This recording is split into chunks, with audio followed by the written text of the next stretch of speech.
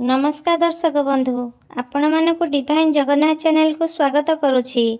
आज आम जानिबा पूजा समय कलश उपरे नड़िया किपरि रखिबा उचित, केउ दिग शुभ और केउ दिग को एड़ाइबा उचित।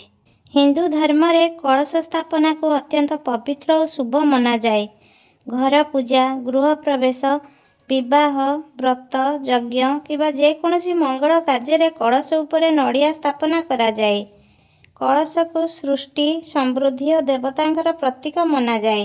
कलश रे थिबा जल को पवित्र तीर्थर रूप भावे देखा जाए और उपरे थिबा नड़िया को श्रीफल बोली कहा जाए। नड़ियार तीनोटी आखि को त्रिनेत्र, त्रिदेव किंबा शिव तत्वर प्रतीक मना जाए। तेणु शास्त्र रे कहा जाइछि अधोमुखम शत्रु विवर्धनाय ऊर्ध्वस्य वस्त्रम बहुरोग वृद्धि प्राची मुखम वित्त विनाशनाय तस्मात् शुभम सम्मुखम नारिकेलम। एही श्लोकर अर्थ होछि कलश उपरे नड़ियार मुह तळକୁ रहिले शत्रु बढ़िबे, झगड़ा बढ़िबो, संपर्क खराब हेबो। कलश उपरे नड़ियार मुह उपरକୁ रहिले परिवार रे रोग वृद्धि पाए, शरीर रे रोग बढ़े।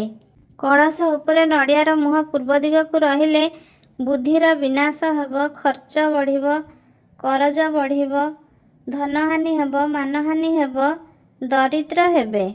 कलश उपरे नड़ियार मुह पूजा करथुवा लोक आड़कू अर्थात निज आड़कू रहिबा उचित। या द्वारा शुभ होइथाई। शास्त्र रे कलश उपरे नड़िया स्थापना को अत्यंत पवित्र और मंगलमय बोली कहा जाइछि।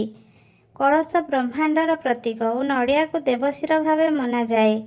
यह देव कृपा, सुख, शांति, समृद्धि और शुभ शक्तिर आह्वानर प्रतीक बोली पुराण और पूजा पद्धति रे वर्णित अछि।